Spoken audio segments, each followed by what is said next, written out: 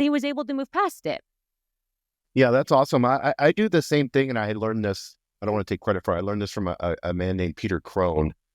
But he said, go back to that 12-year-old self, and what would you say to that 12-year-old self?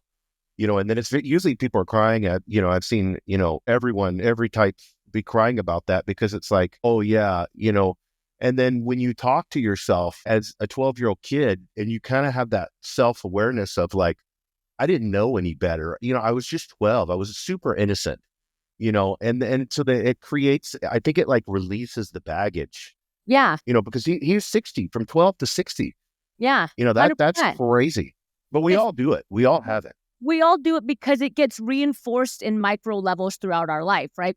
So let's say you get bullied in high school and then you have your first boyfriend and girlfriend and then they break up with you because of something. It reinforces the not enoughism. You're like, well, now I don't feel enough again. And then you go to your first job and your leader's not very kind. And then you're like, okay, well, maybe I do suck. Maybe I'm not enough. So these little things reinforce over time the belief construct.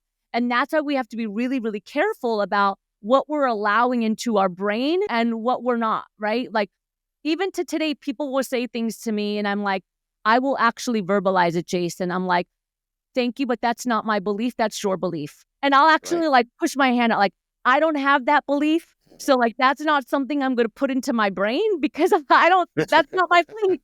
Right. 100%. Yeah, that's so good. I want to close on this question. Time flew. It's crazy.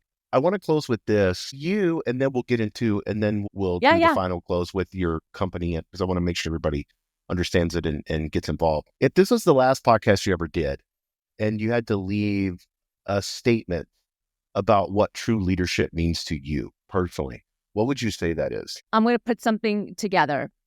I would say the greatest tragedy is wasted human potential. Do not let that be your story. And I'm also going to add the phrase that it's not about you. It's not about That's so good. Yes. I like that. Yeah, that's so true.